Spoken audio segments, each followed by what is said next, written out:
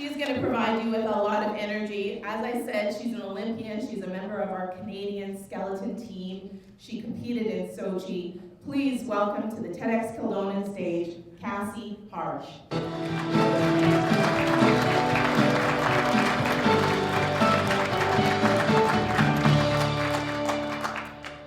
So when I was a little girl, I saw a movie, Mary Poppins.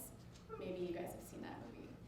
And in this 1964 classic, Mary, played by Julie Andrews, comes in and leaves the exact same way, by a pretty rad mode of transportation, an umbrella, right? How badass is that? So I've seen this movie at that point probably a dozen or more times. And I don't know if it was the first time or the third time, but at some point, a seed was planted. And this little idea grew in my mind.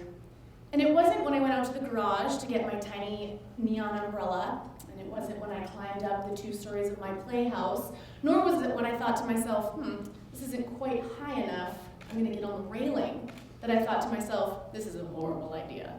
No, it was an awesome idea. So I stepped up there, and I took a deep breath, and I looked up, made sure my umbrella was locked. I mean, that's key, right? And I stepped off. And as I gently floated down to the grass, I thought to myself, this is awesome. Yeah, no, that didn't happen. I felt like a bag of bricks. And as I was sitting on the ground, holding my ankle, I was mad. I wasn't even crying, I was just upset. And I wasn't upset for the obvious reason. I was upset for 2 other reasons. 1, Julie Andrews is a liar. And 2, my mom was gonna be mad. I was going to have to explain to her why I was dragging my leg around in the kitchen. Of course, my mom wasn't upset. Honestly, she was, as I later found out, trying to not laugh at me. And this story is to this day something that they still talk about. Cute, right? And okay, I'll concede Julie Andrews isn't a liar. It was a movie. But honestly, everything changed in that moment. And like any good TSN turning point, it's not until you look back on that dull thud of the impact that you really see its significance. For me, it's when I discovered that it was okay, that it's okay to challenge the norms, that it's okay to be scared and move forward, that it's okay to run wild. So you're thinking to yourself, what's your point, Skeletor? This is me, right? What could I possibly be telling you? I'm the one that voluntarily throws myself down an iced-out hallway on a glorified tea tray at speeds of 140 kilometers per hour. How does this apply to me, you may ask? Well, okay, I'll admit that I might seem a little bit crazy. I get told that a lot.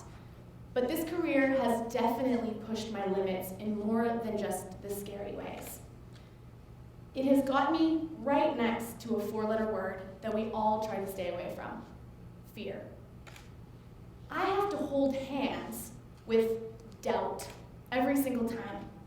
It wants me to skip down the path of can't and won't. So what normally happens?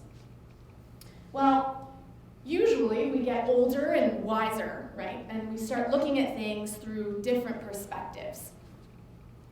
And ultimately, we think, well, what will happen if this doesn't work out? Or is this a bad idea?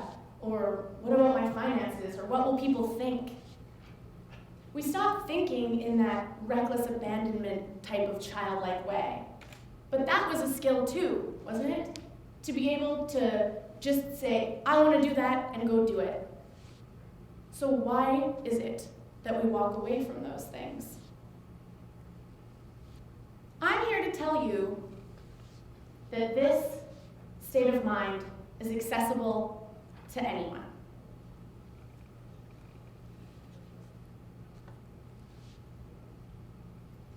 Ultimately, standing at the top of the skeleton run, every single time I get up there, the risks are inherent. When I put my sled down, and I push it as hard as I can, and I jump on, and I load, and I navigate my entire way down this huge 1.5 kilometer track, I'm scared. And sometimes I skid. And sometimes I might bump a wall. And other times, I might actually lose my sled and frantically be reaching for it and trying to get back on. But every single time, I get to the bottom, and I grab my sled, and I get back on the truck, and I ride back up. Why is it that we so often step away from those things that we really want?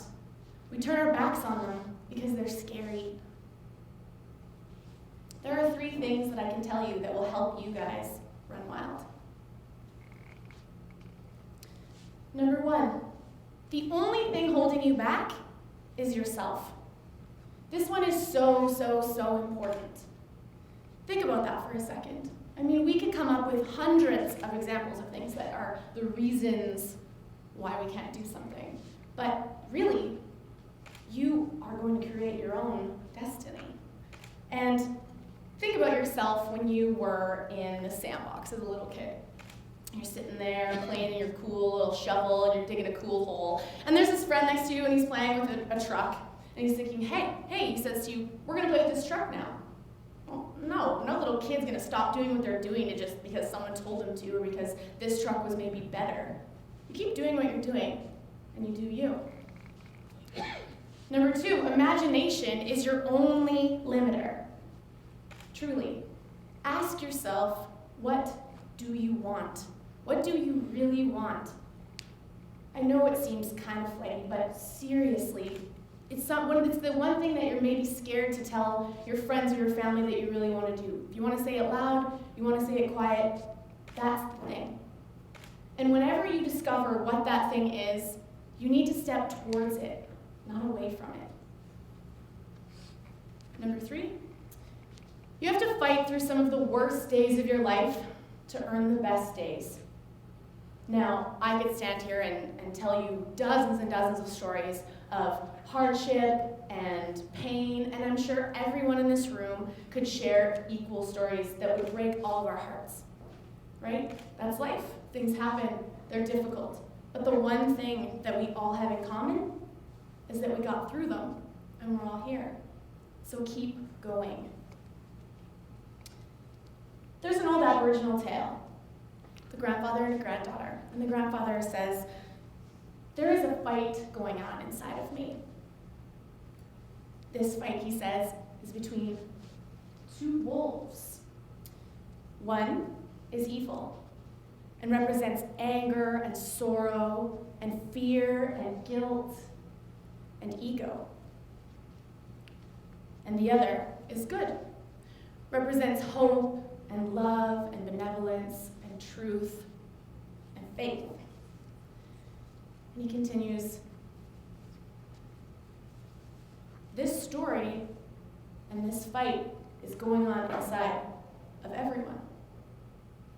And it's going on inside of you. And he walks away. And the granddaughter says, but Grandpa, which wolf will win? And he pauses and looks down and smiles knowingly. The one you feed.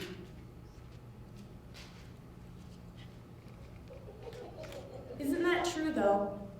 That this idea of wanting to run wild and chasing your passion, it's about 100% commitment.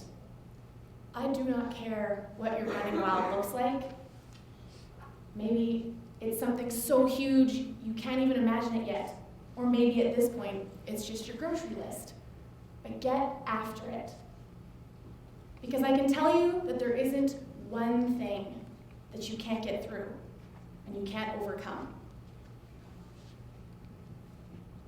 So no matter what it is, and no matter your path, or whatever journey you choose, make a decision to be the best version of yourself and just run wild.